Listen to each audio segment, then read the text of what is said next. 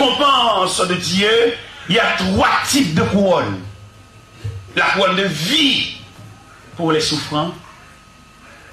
La couronne de justice pour ceux qui luttent jusqu'à la fin. Et la couronne de gloire pour ceux qui ont travaillé sans relâche. Je veux dire ce matin, combien de couronnes réclamez-vous? Combien de couronnes vous allez recevoir à la fin de votre voyage? Vous, le négligent, vous qui marchez à l'église à chaque instant que tu t'es incliné de la prière, vous avez une chose à réclamer de Dieu. Combien de nous qui voulaient suivre le Seigneur et sans réclamation?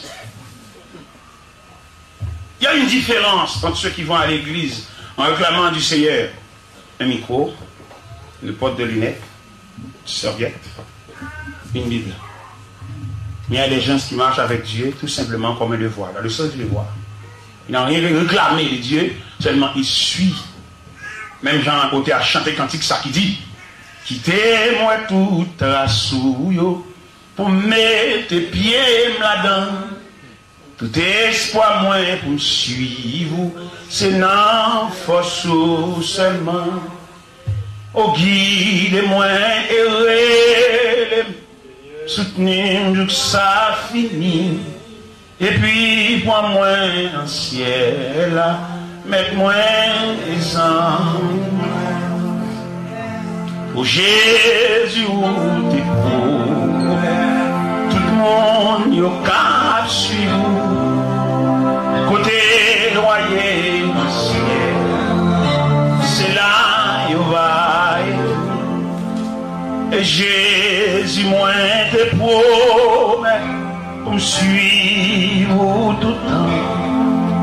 Au vent moi grâce ou en pitié, mette-moi les amis. Mais bien aimé dans le Seigneur, nous avons 2 conceptions évangéliques. L'ancienne conception et la nouvelle conception. L'ancienne conception de l'évangile ne réclame rien de Dieu. Tellement il exige les gens à mettre leurs pieds sur la trace de Dieu. Mais la nouvelle conception réclame de Dieu beaucoup de choses. Il se sert des versets pour dire c'est le Seigneur qui nous a dit de demander. Ils sont des mendiants.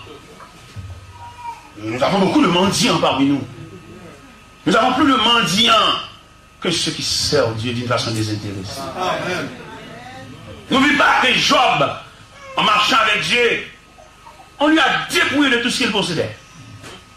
Et Satan, le diable, déclare à Dieu: touche tout ce que Job possédait, il te maudit en face. Mais ce n'est pas les biens qui attirent Job à Dieu. C'est un devoir de suivre Dieu. Nous avons une tribu pour Dieu, de le suivre sans arrêt, sans discussion, sans intercession. Parce que nous sommes la créature de Dieu. Dieu a investi en nous. Nous ne sommes pas martyrs seulement. L'homme, c'est une triplex. Une créature à 3 dimensions. Comme l'apôtre Paul saluait les chrétiens de Thessalonique en disant que le Dieu de paix vous sanctifie lui-même dans 1 Thessaloniciens 5, verset 23. Il dit que le Dieu de paix vous sanctifie lui-même tout entier et que tout votre être, l'esprit, l'âme et le corps. L'homme, c'est une créature tridimensionnelle. Mais nous voulons encadrer seulement la matière. L'élément périssable. L'élément qui va bientôt retourner où Dieu l'a pris. Parce que Dieu dit, n'oublie pas que tu es poussière. Nous ne sommes qu'une poignée de poussière. Il y a un Indien qui prie. Il dit: Seigneur, je te remercie de ce que tu as permis à une poignée de poussière de se tenir devant toi pour te parler. Nous, quelle que soit notre capacité physique, intellectuelle, économique, nous ne sommes qu'une poignée de poussière. Quel que soit le nom de la personne, il y a de grands noms de la terre, hein? Mais quand même, nous ne sommes qu'une poignée de poussière. Quelle que soit la possession, il y a des gens qui ont de belles voitures parquées au devant de l'église là, hein? Mais n'empêche que vous êtes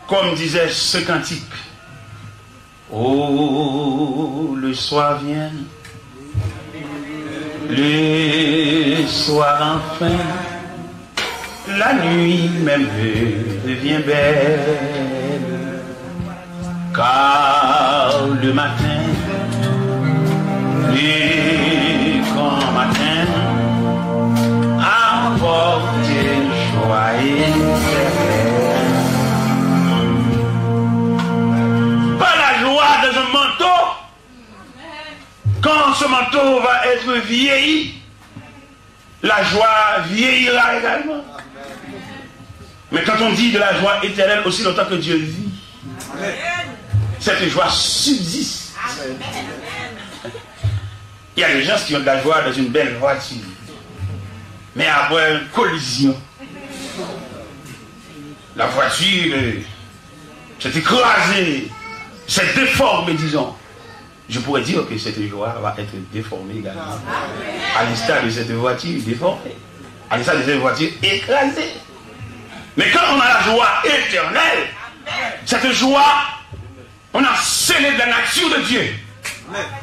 Quelle est la nature de Dieu? L'infini. Dieu est infini. Amen. Et vous avez une joie. Infinie.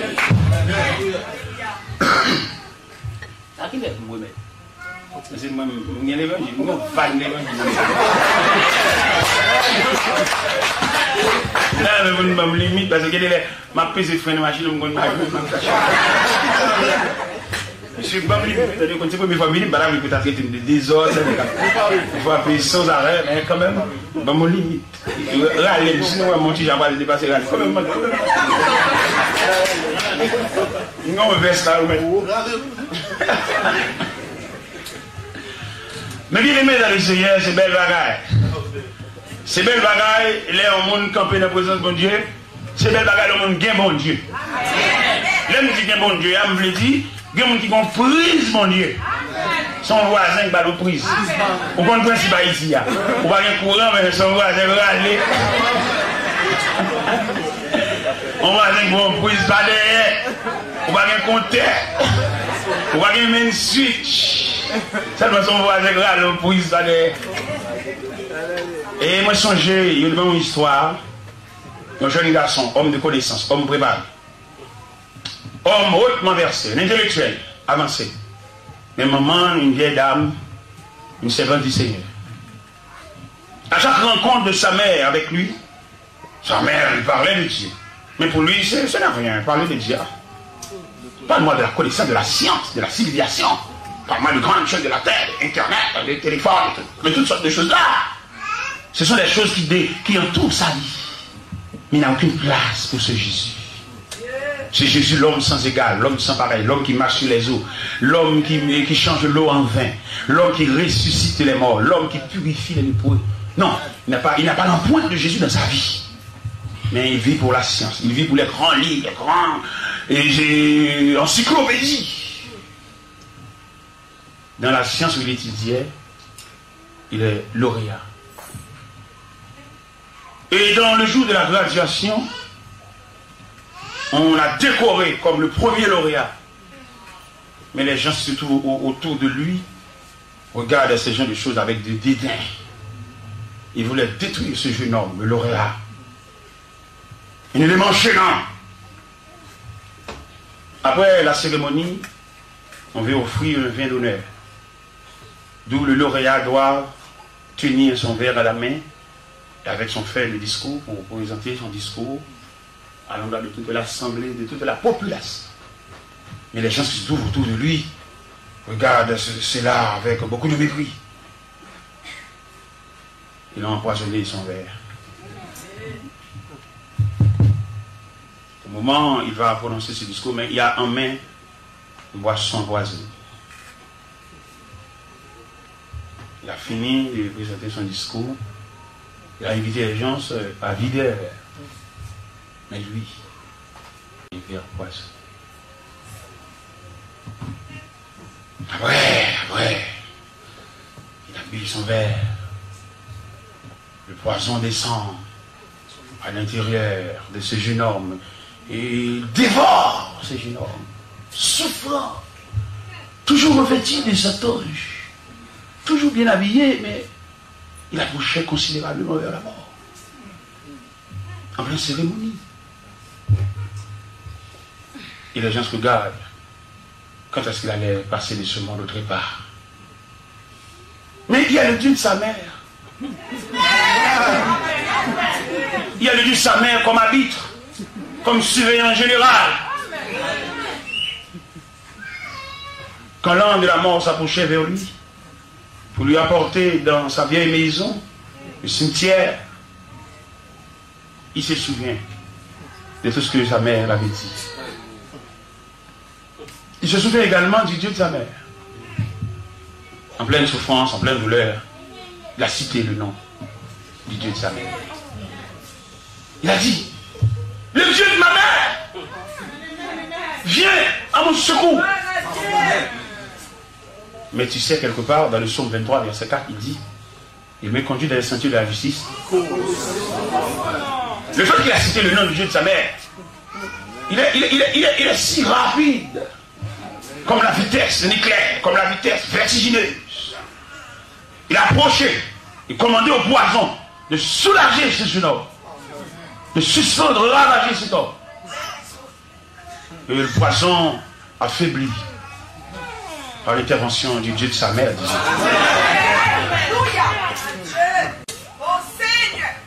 La douleur s'est calmée par l'intervention du Dieu de sa mère. Et au fur et à mesure, il va rétablir son état. Il se souvient des paroles prononcées par sa mère, soit en écrivant, soit en parlant au téléphone. Il se souvient. Dans le moment de convalescence, il dit, dans ma douleur amère, je cite le nom du Dieu de ma mère. Automatiquement, j'ai trouvé le soulagement. Mais le Dieu de ma mère, c'est pas mon Dieu, moi. J'ai dû prêter le Dieu de ma mère pour me soulager. Mais c'était mon Dieu, mère. À partir de ce moment, je réclame. Je ne veux plus servir du Dieu de ma mère, mais je veux mon Dieu. S'il est le Dieu de ma mère, il arrive si vite. Eh bien, en se réveillant du coma ou bien du sommeil de la mort, il a réclamé. Il a un Dieu en possession. Pas pour être le Dieu de sa mère, mais il a passé toute sa vie à vivre sous la protection du Dieu de la mère. Mais après cette situation si dure, si douloureuse, il a réclamé son Dieu. Il dit, mon Dieu, maman, non. Oui, son Dieu rapide. Comment appelle-t-on la vitesse de Dieu? C'est la vitesse vertigineuse. La vitesse, un clin d'œil, pap, en bas de Dieu, pap. Ça fait qu'un bagage qui a passé, soit bon Dieu va dire rien. Faites attention. Un bagage qui a passé, pas parce que mon Dieu pas capable, non. Il prend distance. Parce que pas mettre l'affaire. Il y a un pile dans la grâce, il y a un intérêt là-dedans, nous parler pour Dieu. C'est le bagage marré, le bagage difficile, le bagage devant, le bagage derrière. N'obligez. Nous avons l'argent, le nom en honneur, nous en gloire, nous avons gradué, nous avons dépensé, nous avons le magasin, nous avons fait maquette, nous avons fait tout le bagage. Non, on va pas prier dans ça. Nous avons prié, le docteur a dit, c'est un attaqué de cancer, il a pris tiré. Laissez nous regarder dans la prière, dans le jeune. Nous pouvons c'est un jeune là. Son Dieu estropié. Son Dieu accident. Son Dieu trahi. Et c'est pas la qui est belle pour mon Dieu. Les lois jeunes filles avec toute capacité physique lui choisie pour le marcher avec mon Dieu. Et à travers la Bible, nous pouvons constater 3 jeunes garçons qui apportaient leur bouquet de jeunesse au pied de Dieu. 3 jeunes garçons. Le premier, c'est Samuel. Il vit dans le temple sous la surveillance d'Élie, le sacrificateur d'alors. Il a déposé sa jeunesse au pied de Dieu comme offrande volontaire, comme sa mère l'avait promis. Et Dieu, dans sa joie, la joie de Dieu, il a pris cette offrande prématurément. Samuel n'avait pas encore l'habitude de parler avec Dieu, mais puisque Samuel l'a déposé dans le temple, Dieu l'a pris. On dit généralement, selon le texte, il y a un temps où la parole de Dieu était rare, la vision n'était pas fréquente. Mais dans cette circonstance, on a déposé un jeune enfant, un bouquet de jeunesse, un homme capable, un homme pas déformé, pas infirme, pas handicapé, mais à toute sa capacité, mais déposé au pied de Dieu comme offrande volontaire. Amen. Dans ces jours-ci, Dieu a besoin des jeunes garçons sacrifiés. Amen. Dieu a besoin des jeunes garçons pour monter sur l'autel. Pour monter sur l'autel comme Abraham a offert Isaac. Amen. Dieu a besoin des jeunes garçons sans défaut physique pour monter sur l'autel, pour offrir ce corps, comme disait ce cantique, comme disait l'apôtre Paul aux chrétiens de Rome. Je vous exhorte donc, frère, à offrir vos corps. Pas au plaisir, pas à la charnalité, mais offrir vos corps comme un sacrifice.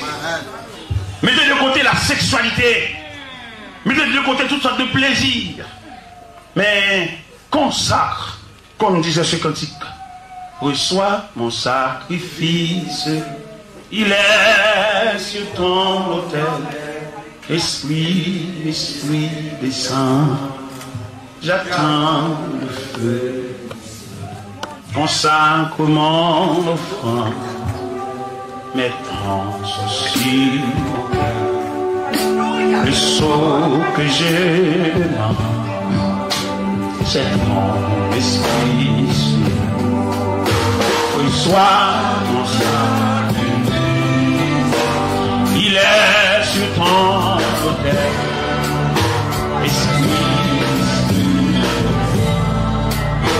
J'attends le feu.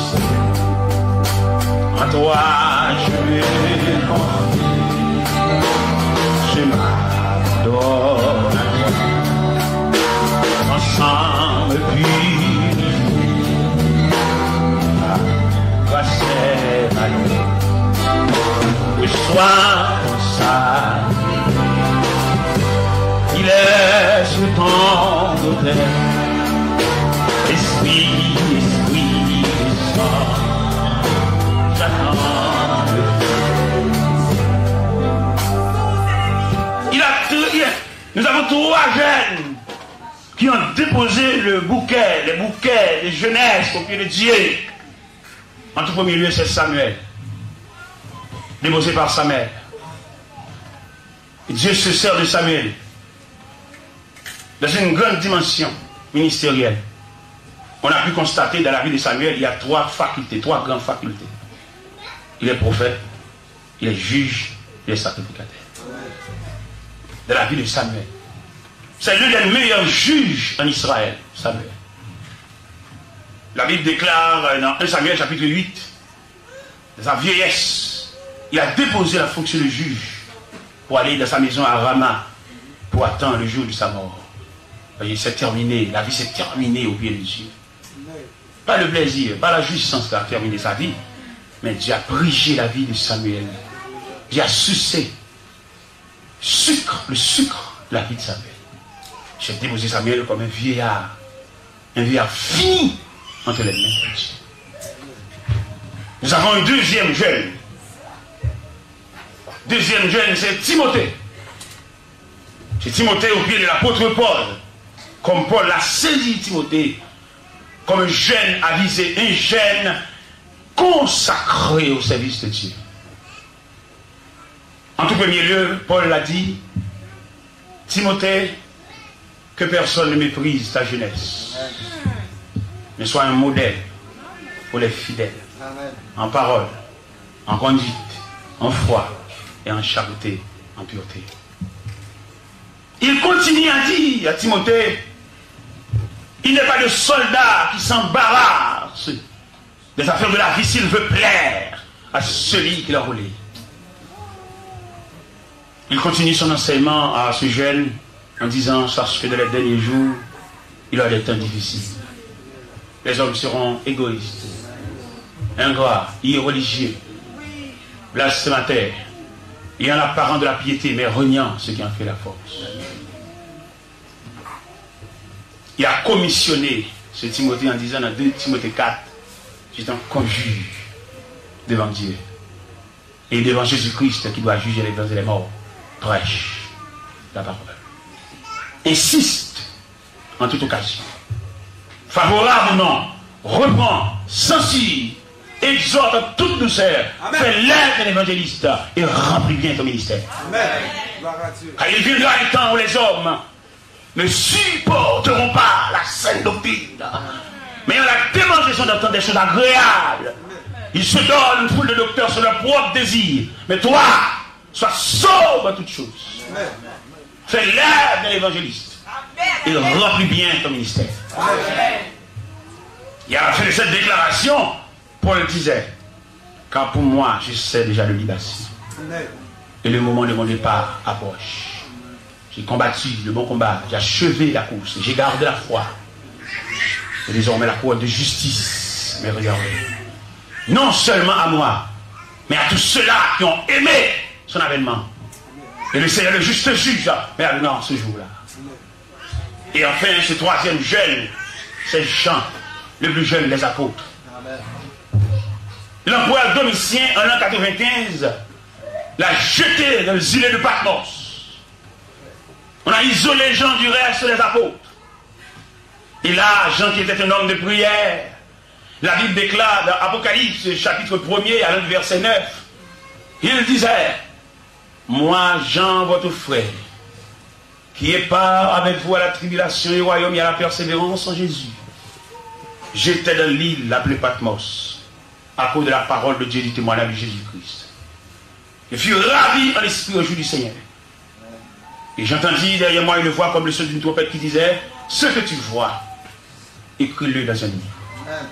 Envoie-les aux sept églises, à Éphèse, à Smyrne, à Pergame, à Sardes, à Thyatire, à Philadelphie et à la Odyssée. Je me